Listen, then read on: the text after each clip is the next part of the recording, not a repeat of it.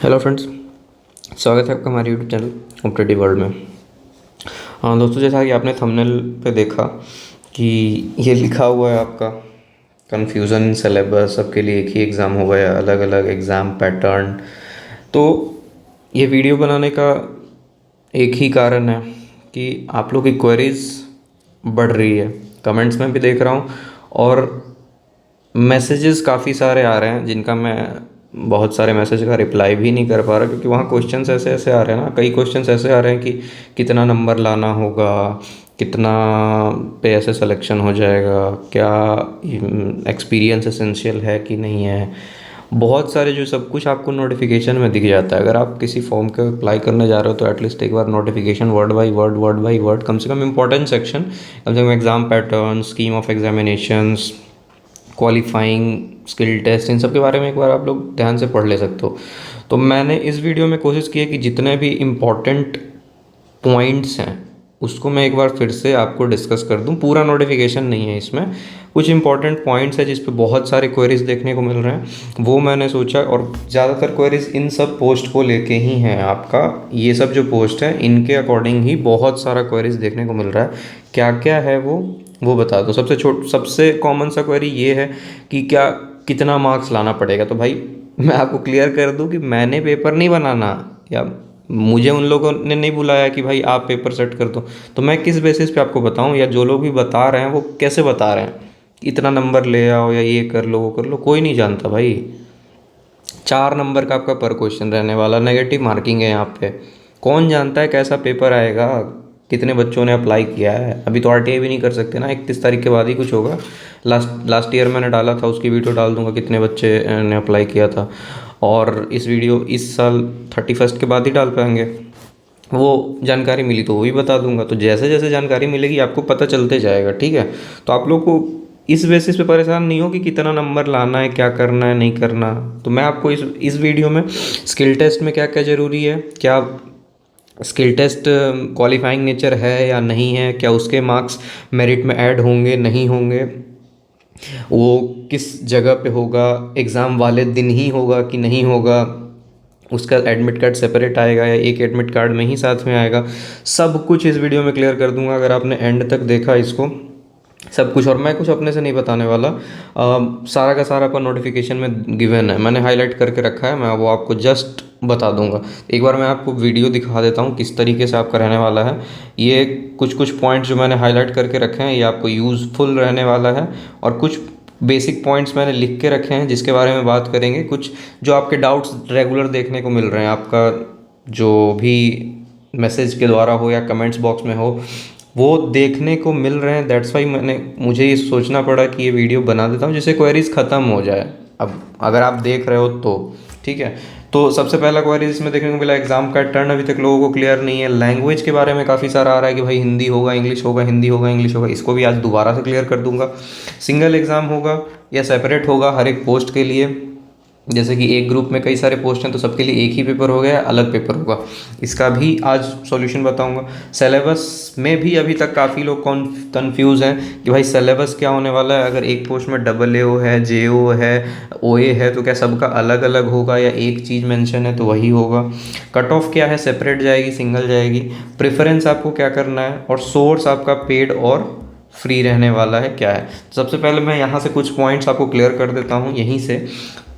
ये लैंग्वेज वाला तो अभी मैंने करके रखा है। सिंगल एग्ज़ाम होगा या सेपरेट एग्ज़ाम होगा ये अभी तक कहना मुश्किल है। उन्होंने लिख रखा है, जैसा कि मैं आपको बता दूं, उन्होंने लिख रखा है कि ग्रुप वाइज एग्ज़ाम अगर होते हैं, अगर अलग अलग पेपर होगा, सिनेरियो क्या रहने वाला है, ये पॉइंट नंबर 4 और पॉइंट नंबर 2 में एक बार क्लियर कर देता हूँ कि अगर सिंगल एग्ज़ाम होगा, जैसे कि OA है, JO है और AA है, इनका अगर सिंगल एग्ज़ाम होता है तो आप खुद सोचो ना, सिंगल एग्ज़ाम तीनों पोस्ट एक लेवल पे तो है नहीं। OA और JO का फिर भी एक साथ हो सकता है, AA तो अलग चीज़ है।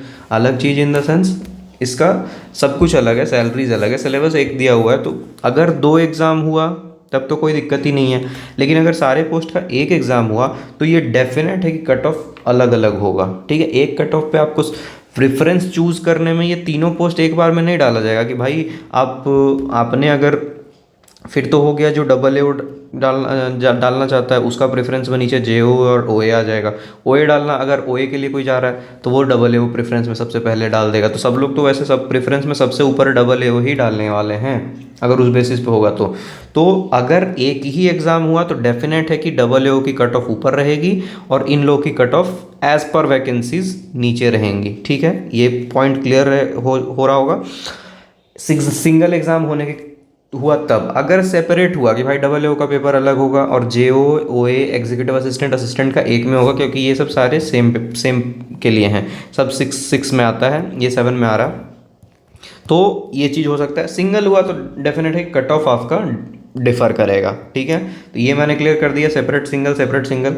सिलेबस की बात करें वो ऊपर बता दूंगा आपको, सिलेबस सब में सेम रहने वाला है। अगर CCS, conduct rule, FR, SR, computer, जो कुछ भी लिखा हुआ है वो सारों में ही पूछा जाएगा। मैंने प्रीवियस ईयर की वीडियो भी डाल रखी है। क्वेश्चन का लेवल ऊपर हो सकता है, जैसे आप SSC में अगर लोगों ने MTS दिया और CHSL दिया तो क्या सिलेबस डिफरेंट होता है? नहीं होता ना, उसका लेवल डिफरेंट करता है। कभी MTS में हार्ड पूछ दिए जाते हैं, कभी CHSL में हार्ड पूछते हैं। CGL का भी सिलेबस वही होता है, तो कभी CGL में हार्ड पूछ दिया जाता है। मेंस डिफर होता है सबका, आपका एग्जाम रिटन तो एक ही है यहाँ पे। ठीक है, तो उस बेसिस पे आप समझो कि आपका सिलेबस एक पूरे ग्रुप कोड का सेम है।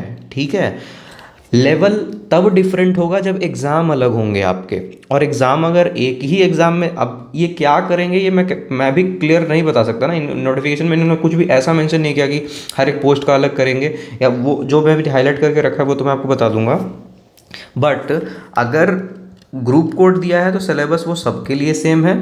एक एग्ज़ाम हुआ तो एक ही पेपर होगा, कोई लेना देना ही नहीं है। अगर अलग अलग एग्ज़ाम हुआ तो आपका लेवल में डिफरेंस होगा। ठीक है, जैसे एक में 2+2 पूछा है, उसी को दूसरे तरीके से 2+2 डिवाइडेड बाई 2+2 करके ऐसे पूछ सकते हैं। ये लेवल का डिफरेंस होगा क्वेश्चन के लेवल में। ठीक है, तो वो चीज़ रह गई आपके सिलेबस में। तो आपने सारे टॉपिक्स पढ़ने हैं। एक जैसे इस ग्रुप में ये सारे तीनों पोस्ट हैं तो तीनों के लिए सेम सिलेबस रहने वाला है। ठीक है, हो सकता है इसके लिए थोड़ा डीप पढ़ना पड़े, इसके लिए ऊपर ऊपर से भी काम चल जाए, ऐसा मतलब ऐसा एग्जाम्पल में बताऊं। प्रेफरेंस की बात करें तो प्रेफरेंस का अभी आपको दिया जाएगा मौका, एडमिट कार्ड के टाइम या उसके बाद या उसके पहले कभी भी मौका दिया जाएगा। आपको एक्सरसाइज चूज़ करना होता है, इसमें एक्सरसाइज वर्ड इसमें यूज़ होता है। आपका एक्सरसाइज चूज़ करने के लिए प्रेफरेंस के तौर पे दिया जाएगा, किस एम्स में आपको प्रेफरेंस आप पहले दोगे, उसके बाद अगले अगले अगले इसमें, और किस पोस्ट को आप पहले दोगे। ठीक है, ये आपको चूज़ करने को दिया जाएगा। दूसरी बात, सोर्स की बात कर लें। सोर्स, उसके बाद मैं ऊपर जो अपना हाईलाइट सेक्शन पे चलूँगा। सोर्स की बात कर लें, पेड भी मैं आपको बता चुका हूँ, फ्री भी मैं आपको बता चुका हूँ। पेड में आप जाओगे तो आपके पास वैसे तो सब कुछ ही पेड है, फ्री तो क्या ही है। पेड में आप चाहे इधर से ले लो या बाज़ार से लो या मार्केट से ले या ऑनलाइन परचेस करो, पैसा तो आपको लगेंगे ही। तो यहाँ आपके पास ई बुक अवेलेबल हो जाती है, जिसका डिस्क्रिप्शन बॉक्स में आप जानकारी ले सकते हो। सिंपल से इसके बारे में और ज़्यादा मैं नहीं बता सकता।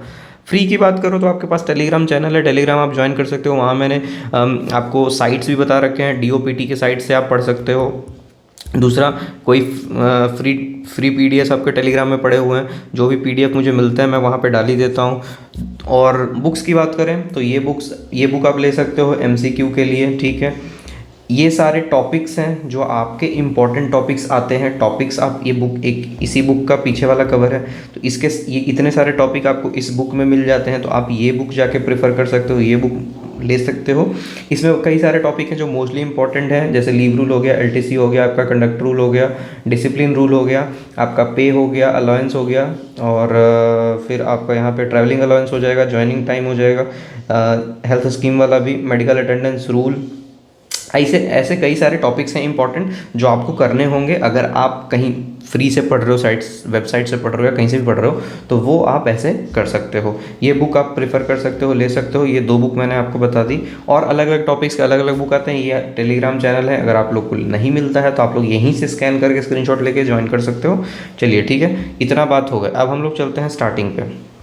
देखिए, सबसे पहला क्वेरी था कि आपका सिलेबस को लेके, सिलेबस वाला पॉइंट मैंने यहाँ कर रखा है। ठीक है, यहाँ मैंने सिलेबस वाला पॉइंट आपका कर रखा है मेंशन। ये वाला जो पार्ट है आपका assistant administrative officer, executive assistant, junior administrative officer, office assistant, इसमें आपको सिलेबस तीनों के लिए सभी के लिए ये मेंशन है ना, तो सबके लिए ये पढ़ना होगा। ऐसा नहीं कि जेओ के लिए पढ़ना है या नहीं पढ़ना, डबल ए के लिए पढ़ना है नहीं पढ़ना, सबके लिए पढ़ना है। ठीक है, सबके लिए पढ़ना है। और जैसा कि मैंने बताया पेपर अलग होता है तो लेवल ऑफ क्वेश्चंस अलग हो सकते हैं। सिंगल पेपर होता है, कुछ सोचना ही नहीं है, और इंग्लिश में ही होगा ये पेपर आपका। फिर से बता दिया, इंग्लिश वालों हिंदी वालों के लिए मैं कितनी बार बता चुका है भाई, 12th तक जो है उनका हिंदी इंग्लिश दोनों होगा, उसके ऊपर जिनका भी क्वालिफिकेशन है वो इंग्लिश होगा सिर्फ। ठीक है, अगली बात करें कि भाई वही सिलेबस की बात पे कि अलग होगा या नहीं होगा, तो यहाँ आप देख सकते हो डबल ए का पे लेवल 7 जाता है, बाकी इन सब का पे लेवल 6 जाता है पे लेवल। तो ऐसा तो आज तक किसी पेपर में नहीं हुआ। एसएससी भी कंडक्ट कराती है तो अलग अलग पोस्ट का अलग अलग, एसएससी भी डबल ए का पेपर अलग कराती है, फॉर्म में ही पूछ लेती है भाई डबल ए के लिए है, उनके लिए क्राइटेरिया अलग है। जो लोग लेवल 4 पे जाते हैं, लेवल 5 पे जाते हैं, लेवल 6 पे जाते हैं, लेवल वाइज पेपर अलग होते हैं। तो यहाँ अगर अलग हुआ तो दो केस मैंने पहले बताया कि अगर पेपर सिंगल होता है तो आपका कट ऑफ वेरी करेगा पक्का, कि डबल ए की कट ऑफ पक्का हाई जाएगी इसके हिसाब से, और इन लोग की कट ऑफ उससे नीचे जाएगी। मतलब जो लोग इसको क्लियर कर पाएंगे वो डबल ए को डाल सकते हैं। अगर प्रेफरेंस चुनना हुआ, अगर आप डबल ए डालते हो सबसे ऊपर तो आपको डबल ए की कट ऑफ क्लियर करनी होगी। अगर आप ओए डालते हो तो आपको ओए, एग्जीक्यूटिव असिस्टेंट, जे ओए डालते हो, इन लोग का कट ऑफ क्लियर होना होता, तो इन सब का पेपर एक हो सकता है, बट इसमें कुछ तो कुछ होगा, या तो पेपर अलग होगा या तो फिर कट ऑफ अलग होगा, दोनों में से एक चीज़ होगा। प्रोफिशिएंसी इन कंप्यूटर सब में ही है, आप लोग को देखने को मिलता है। यहाँ भी कंफ्यूज हैं लोग कि डबल ए में होगा, इसमें होगा कि नहीं होगा, इसमें होगा कि नहीं होगा, इसमें होगा कि नहीं, भाई सब में होगा। ठीक है, प्रोफिशिएंसी इन कंप्यूटर सब में एडेड है आपका, सब में। यहाँ देखो JO, executive assistant, administrative officer, junior admin officer, सब में ही एडेड है, तो होगा, डेफिनेट होगा। ऐसा भ्रम में आप लोग ना रहें कि किसी एक में होगा एक में नहीं होगा, सब में होगा। ठीक है, चलिए यहाँ तक क्लियर होगा आपका बात। एडमिट कार्ड की बात कर लें। एडमिट कार्ड लोग पूछ रहे, अभी एक क्वेरी देखा मैंने कि भाई एग्ज़ाम के दिन ही क्या स्किल टेस्ट होगा, उसका सॉल्यूशन अभी आपका दे देता हूँ। देखिए एडमिट कार्ड क्या है, 3 दिन पहले आपका डेट जो एग्जामिनेशन होगा उसके 3 दिन पहले आपका एडमिट कार्ड जारी किया जाएगा। 7 दिन पहले आपको सिटी स्टेट बता दिया जाएगा ताकि आप अपना व्यवस्था कर सको। ठीक है, ये एक बात हो गई। मैं जिसको हाईलाइट किया है बस मैं वही बता रहा हूँ, बाकी सब आपको नोटिफिकेशन में गिवन है, आप लोग डिटेल में पढ़ सकते हो। Separate admit card will be issued for skill test. Skill test के लिए सेपरेट एडमिट कार्ड दिया जाएगा आपको, वेयर स्किल टेस्ट सिर्फ और सिर्फ दिल्ली में होगा। एक दिन होने का सवाल ही नहीं है। अगर एक दिन होगा, किसी का सेंटर मुंबई है, सेम डे स्किल टेस्ट होगा, तो मुंबई से सेम डे दिल्ली कैसे पहुंचेगा बंदा? सब लोग फ्लाइट नहीं कर सकते ना भाई। फ्लाइट कर भी लें, अगर यहाँ 3 बजे PM 3 PM में यहाँ पेपर है, सपोज करो कि अगर थर्ड शिफ्ट या सेकंड शिफ्ट, जितनी शिफ्ट होगी नहीं पता, बट लास्ट शिफ्ट में पेपर है और सेम डे स्किल टेस्ट होगा, कैसे बंदा इसको अटेंड करेगा? अगर आपने नोटिफिकेशन पढ़ा होता तो ये तो कॉमन सी चीज़ है, आप खुद समझ गए होते कि भाई सेम डे होगा कि नहीं होगा। ठीक है, चलो अगली बात करें तो सेम डे तो नहीं होने वाला। स्किल टेस्ट आपका सिर्फ और सिर्फ दिल्ली में होगा। एग्ज़ाम आपके ऑल ओवर इंडिया कहीं भी हो सकते हैं जहाँ भी आपको सेंटर मांगा गया है। ठीक है, तो सेपरेट एडमिट कार्ड, इसके लिए भी सेपरेट एडमिट कार्ड दिया जाएगा आपको स्किल टेस्ट के लिए। ये क्लियर हो गया कि ये एग्ज़ाम के बाद होगा, ये सेम डे नहीं होगा। ठीक है, इतना बात क्लियर। आगे मीडियम ऑफ एग्जामिनेशन की बात करें फिर से। मीडियम ऑफ एग्जामिनेशन जो आपका रहने वाला है वो 10th के लिए 10+2 के लिए बाइलिंगुअल रहेगा आपका, इंग्लिश हिंदी दोनों में अवेलेबल रहेगा। क्लियर। जितने भी पोस्ट में आपको technical domain knowledge essential qualification में है, जैसे कि सेंट्रल गवर्नमेंट रूल हो गया या XYZ जो भी हो गया, ये सब डोमेन में जो एक्स्ट्रा चीज ऐड हो रहे हैं अदरवाइज रेगुलर सब्जेक्ट से, उसमें एजुकेशनल क्वालिफिकेशन बैचलर्स या उसके हायर जहाँ पे डिमांडेड है उसका सिर्फ और सिर्फ इंग्लिश में पेपर होगा। ठीक है, all group post where there is a combined examination where post having mix of both qualification as mentioned above, mid of examination will English only। ऐसे जितने भी पोस्ट जिनका एग्जामिनेशन कंबाइंड होगा, जैसे मान लो कि कई सारे, क्योंकि ये 2 दिन में अगर पूरा एग्ज़ाम कंडक्ट करा देते हैं, पोस्ट आपका बहुत सारा है, तो अगर कंबाइंड होकर एग्जामिनेशन होता है तो आपका पोस्ट क्या होगा, सिर्फ और सिर्फ लैंग्वेज क्या रहेगा, इंग्लिश रहेगा। ठीक है, यहाँ मैंने ये पॉइंट करके रखा है, decision of competent authority of AIIMS will be final with regard of medium examination. अगर कोई ऐसा डिस्प्यूट होता है, उनको अगर साथ में पेपर कराना हो और वहाँ पे किसी का हिंदी अगर आना भी हो, अगर लेकिन वो साथ में हो रहा है ऐसे के साथ जिनका क्वालिफिकेशन ऊपर है, तो वहाँ फाइनल डिसीजन इनका होगा कि भाई पेपर इंग्लिश में होगा, हिंदी में होगा। ठीक है, ये साफ लिख के रखा है। साफ यहाँ भी लिखा हुआ है आपका, कोई भी request change of medium examination का इंटरटेन आपका नहीं किया जाएगा। ठीक है, जो लोग ये पूछ रहे हैं कि भाई कितना नंबर लाना होगा, अब कितना लाना होगा ये आपको कोई नहीं बता सकता। एक सेफ अटेम्प्ट जरूर बता सकते हैं हम पिछले के अनुसार कि आप इतना लाओगे तो सेफ रह सकते हो। ये कोई नहीं बता सकता कि इतने पे सिलेक्शन हो जाएगा। ठीक है, तो सबसे पहला तो आप लोग यहाँ आपको इसी में दे रखा है कि मिनिमम आपको इतना लाना होगा। 40% यूआर के लिए लाना होगा, 35% ईडब्ल्यूएस के लिए, ओबीसी के लिए 30 ईडब्ल्यूएस यूआर, अरे यार क्या हो गया, ये देखो यूआर और ईडब्ल्यूएस के लिए 40% है, 35% आपका ओबीसी के लिए है और 30% फॉर एससी एसटी के लिए है। क्लियर, इतना लाना होगा। पीडब्ल्यूडी के लिए इरेस्पेक्टिव ऑफ कैटेगरी है, ये चाहे जिस कैटेगरी से भी बिलोंग करें, आपको 30% लाना होगा। ठीक है, इतना आप लोग का पूरा पेपर कितने का होने वाला है, 400 का। उतने में से आप लोग ये डिसाइड कर सकते हो कि यूआर के लिए 160 लाना होगा, ईडब्ल्यूएस के कितना लाना होगा और एससी एसटी के लिए कितना लाना होगा। ठीक है, ये आपका मिनिमम क्वालिफिकेशन है। इससे नीचे आप लाओगे कंसिडर नहीं किए जाओगे। कम से कम इतना नंबर तो आपको बस क्वालिफाई करने के लिए लाना है और इतने नंबर में सिलेक्शन नहीं होने वाला। ठीक है, ये यहाँ पर आपका दे रखा है। ठीक है, तो अगर आप लोग ये पूछ रहे हो कि भाई कितना नंबर लाना होगा कि मेरा सिलेक्शन हो जाए, तो भाई 300 प्लस लाओ ना आप, फिर 400 में 300 प्लस ले आओ। और तो मैं क्या ही बोल सकता हूँ। अगर आपको बिल्कुल ही चाहिए कि मेरा सिलेक्शन हो ही जाए, इसका भी कोई ठीक नहीं हो सकता as per vacancies, as per आपको मार्क्स कैसे, कट ऑफ कैसे डिसाइड होगा, लेवल ऑफ पेपर क्या हार्ड आता है, ईजी आता है, कितने बच्चों ने अप्लाई किया है, उस पर डिपेंड करता है ना। आप कोई भी आपको कैसे बता सकता है। तो ये सब मैसेज अगर आप लोग करते हो भाई कितना नंबर लाना होगा, या कमेंट में भी पूछते हो, तो ये मतलब फ़र्क नहीं पड़ता ना। कोई नहीं बता सकता इसको, मैं कैसे बता पाऊँगा। मैं कैसे क्लेम कर सकता हूँ कि भाई आप 250 ले आओ या 270 ले आओ, आपका सिलेक्शन हो जाएगा। नहीं बोल सकता ना, कोई नहीं बोल सकता। ठीक है, तो ये सब एक बात होती है जो आपको खुद से समझ जाना चाहिए। बट ठीक है, कोई नहीं। ये आपको क्वालिफाइंग दिया हुआ है, जो नोटिफिकेशन में दिया हुआ वो मैं बता सकता हूँ। उसके अलावा मैं खुद से कुछ नहीं बता सकता कि भाई आप इतने ले आओ, इतने ले आओ। लास्ट ईयर की कट ऑफ्स की वीडियो, एम्स की कट ऑफ्स, रिजल्ट सबके वीडियो पड़े हुए हैं चैनल पे, आप वहाँ से आइडिया ले सकते हो कितना जाता है, क्या होता है। अब बात रही स्किल टेस्ट की। स्किल टेस्ट पे करें बात हम लोग, where skill test is required.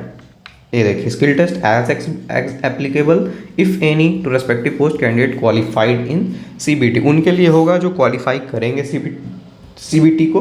अब क्वालिफाई करेंगे सीबीटी को, यहाँ भी आपको आ गया कि सीबीटी का रिजल्ट तो आपको सेम डे मिलना नहीं है। क्या आपको सीबीटी का रिजल्ट सेम डे मिलेगा? नहीं मिलेगा। तो जब सीबीटी का रिजल्ट आ जाएगा तभी तो पता चलेगा ना कि बंदा क्वालिफाई कर रहा है कि नहीं कर रहा है। जो करेगा उसी का स्किल टेस्ट होगा। तो सेम डे वाला फंडा यहाँ भी ख़त्म कि सेम डे तो नहीं होना। ठीक है, अब ऐसे पोस्ट जहाँ स्किल टेस्ट होगा, 2 स्टेज में आपका पेपर लिखा हुआ है। पहला स्टेज आपका रिटन टेस्ट होगा, दूसरा टेस्ट स्किल टेस्ट होने वाला है as applicable to the post, जिस पोस्ट पे एप्लीकेबल है स्किल टेस्ट।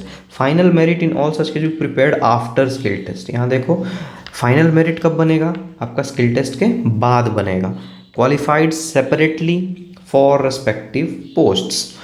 जो बंदा क्वालिफाई करेगा रेस्पेक्टिव पोस्ट के लिए, सेपरेटली लिखा है, एक से ज़्यादा पोस्ट पे आप एलिजिबल हो तो आपको दोनों के लिए स्किल टेस्ट देना होगा। अगर स्किल टेस्ट डिफरेंट होता है तो, जैसे यहाँ पे पोस्ट है OA, JOA, AAO, आप यहाँ से एलिजिबल हो कि चलो 1 से 2, माने आपके 2 अलग अलग कट ऑफ अगर आते हैं, आप दोनों का कट ऑफ क्लियर कर रहे हो, तो आप दोनों के लिए अगर स्किल टेस्ट अलग अलग होता है, मतलब इसके लिए कुछ अलग पैरामीटर है, इसके लिए कुछ अलग पैरामीटर है, तो आपको दोनों अटेंड करना होगा। अदरवाइज एक में वहाँ भी अगर कुछ होगा।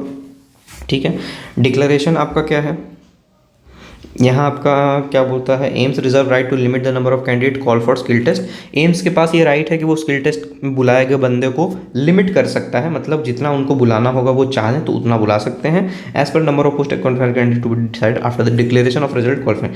अभी देखो, declaration of result qualifying candidate मतलब CBT में जो क्वालिफाई करेंगे उनके डिक्लेरेशन के बाद वो इस राइट को रखता है कि हम लिमिट नंबर को स्किल टेस्ट के लिए बुलाएं, हालांकि ऐसा नहीं होगा। ऐसा नहीं होगा कहने का मतलब जितने का रिजल्ट निकलेगा उन सभी को स्किल टेस्ट के बुलाया जाएगा, और लिमिट करने का ये लिमिट करने का जो फंडा है वो ये लोग पहले ही कर लेंगे, कट ऑफ बढ़ा के या घटा के, जितने को बुलाना होगा उतने को ही क्वालिफाई करेंगे। सिंपल सी बात ये है, ठीक है।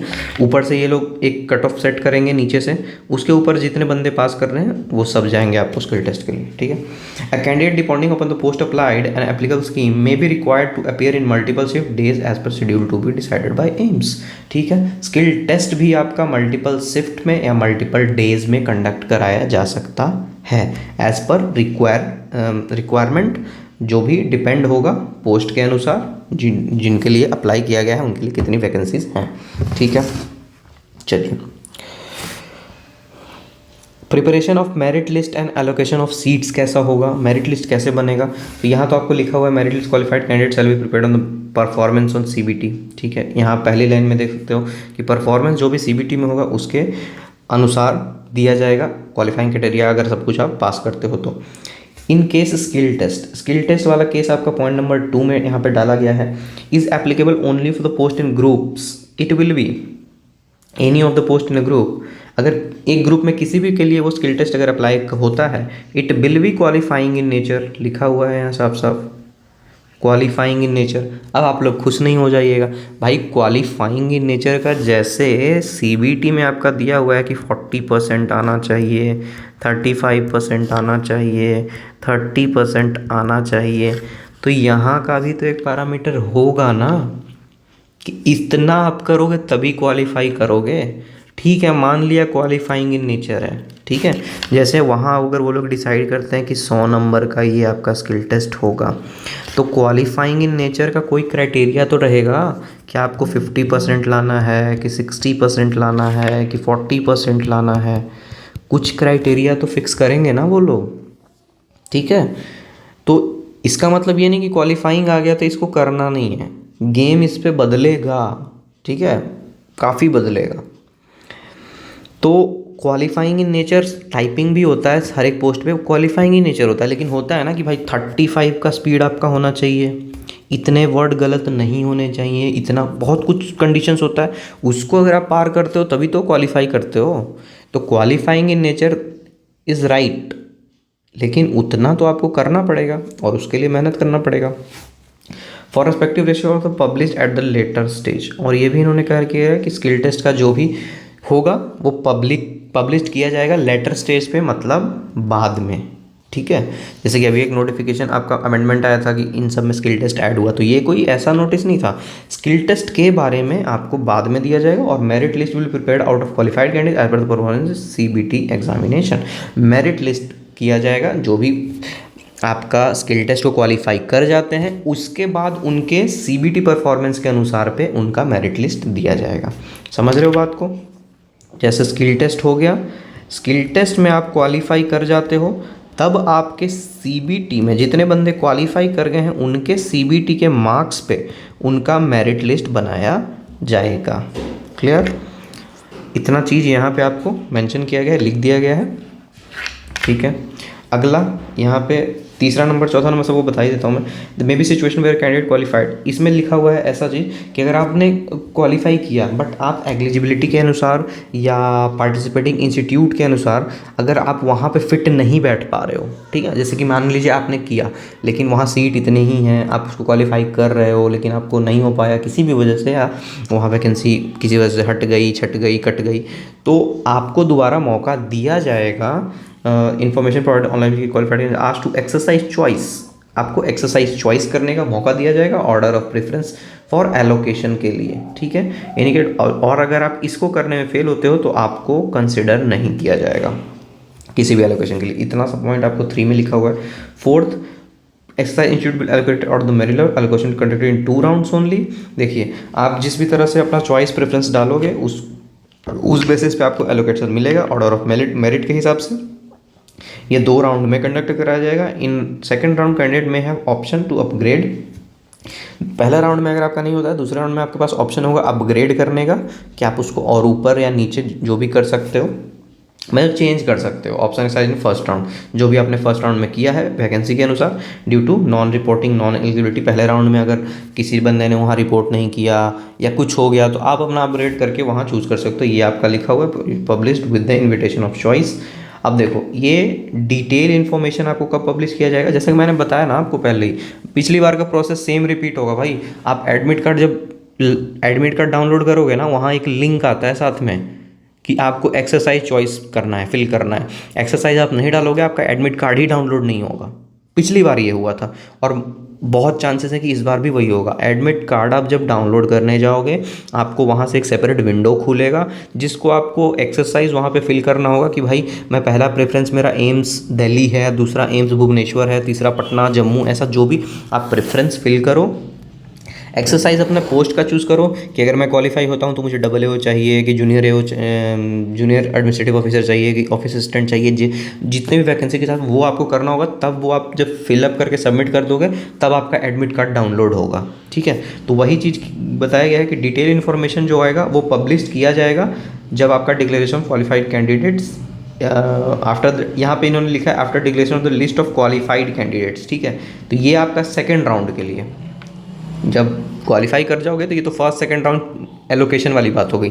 ये जो प्रेफरेंस वाली बात है ये जस्ट एडमिट कार्ड के टाइम पे लास्ट टाइम हुआ था, इस बार भी वही होगा। और ये 2 राउंड में आपका उनके लिए है कि मान लो अभी आपने 2 राउंड, एक आपने फिल किया प्रेफरेंस, आपका किसी कारण से नहीं हुआ या जो हुआ तो आपको एक मौका दिया जाएगा सेकंड राउंड में अपने प्रेफरेंस को अपग्रेड करने का। ठीक है, academic seat allocated out of any choice field is mandatory required to report and allocated seat with in specific date. ये वहीं पे है, अगर आपको कहीं पे एलोकेशन मिल जाता है तो आपको एक डेट दिया जाएगा, उस डेट में आपको वहाँ पर रिपोर्ट करना है। Advice to fill in the other choice will join as failure to report allocated seat for any reason see mandatory cancellation of. अगर आप किसी भी कारण से नहीं कर पाते हो ऐसा तो आपको कैंसिल हो जाएगा। AIIMS new Delhi reserve invite choice any time. अब ये देखो यहाँ पे एक साफ साफ इन्होंने एंड में भी लिख दिया कि एम्स दिल्ली ये रिजर्व करती है अपने राइट को कि वो कभी भी इनवाइट कर सकती है ये चॉइस चूज़ करने का रिक्रूटमेंट के टाइम पे। ठीक है, तो मैंने बताया कि आपको चॉइस और एक्सरसाइज करने वाला जो सिस्टम है वो एडमिट कार्ड के समय पे आ जाएगा। ये जो पेपर का एडमिट कार्ड आएगा ना उस टाइम आपको देखने को मिल जाएगा। ठीक है, तो आई होप क्लियर होगा, आप सब कुछ क्लियर होगा। ये बातें मैंने बताई दी, मैंने एग्ज़ाम पैटर्न आपका बता ही दिया। सिंगल होता है, सेपरेट होता है, क्या होगा ये डिपेंड करेगा, ये उन्होंने साफ साफ लिखा नहीं है। अगर सिंगल होता है कट ऑफ वेरी करेगा, सेपरेट होता है तब तो अलग अलग ही हो जाएगा, कोई दिक्कत ही नहीं है। सिलेबस मैंने आपको बता ही दिया, सबका सेम रहने वाला है, लेवल का डिफरेंस हो सकता है। कट ऑफ का भी मैंने आपको बता दिया, सेपरेट रहने वाला है या सिंगल रहने वाला है, पेपर अलग होता है। ऑब्वियस है कि पे लेवल डिफर करेगा तो कट ऑफ वेरी करेगा ही करेगा, सिंपल सी बात है। अगर एक पेपर होता है तो नहीं होगा तो कोई बात नहीं। प्रेफरेंस आपको कब भराया जाएगा, एडमिट कार्ड के टाइम पे लास्ट ईयर किया गया था, इस साल भी वही चांसेस है। सोर्स मैंने आपको सभी बता दिए। स्किल टेस्ट का मैंने बताया, स्किल टेस्ट की वीडियो ऐसे पड़ी हुई है। स्किल टेस्ट आपका इम्पॉर्टेंट है आपके सिलेक्शन में, तो आप इसका ई बुक अवेलेबल है, आप चाहो तो ले सकते हो। डिस्क्रिप्शन बॉक्स में इसका लिंक पड़ा हुआ है, सबसे नीचे जाओगे वहाँ पे एक लिंक क्लिक करके आप पहुँच सकते हो, ई बुक वहाँ से आप ले सकते हो। अदरवाइज़ मैंने अलग अलग सोर्सेस आपको बता रखे हैं, सारे वीडियोज़ आप लोग देखिए, प्लेलिस्ट विजिट कीजिए, आपको सारी सुविधा उपलब्ध है चैनल पर ही। ठीक है, फिर मिलेंगे अगले वीडियो में। अब जो क्वेरी होगा इस वीडियो के एंड में आप लोग डाल दीजिएगा, एक बार पहले आप लोग ये देख के नोटिफिकेशन अच्छे से पढ़ लीजिएगा, वर्ड टू वर्ड। ऊपर इसके कंटेंट भी दिए हुए हैं नोटिफिकेशन में, कंटेंट्स में देख लीजिएगा आपको कहाँ कन्फ्यूजन है, वहाँ जाके आप लोग पढ़ लेंगे शांति से। क्योंकि फॉर्म फिलअप करने में आज 29 हो गया, 31 आपके पास अभी 2-2.5 दिन बचा हुआ है, तो आप अभी से भी अगर भरना चाहते हो तो भर सकते हो, अदरवाइज़ छोड़ सकते हो। अब आपके लिए जो अभी तक नहीं भरा जिन्होंने, उनके लिए तो सब कुछ आउट है, स्किल टेस्ट ये वगैरह वगैरह सब कुछ, तो आप वहाँ से देख के कर सकते हो। बाकी अगर किसी को कोई क्वेरी होगा तो इस कमेंट बॉक्स में आप लिख दीजिएगा, उसको जो लोग भी जानकारी होगी जिनको भी, वो उसका समाधान रिप्लाई कर देंगे या फिर मैं देखूँगा तो मैं कर दूँगा। ठीक है, चलिए, थैंक यू।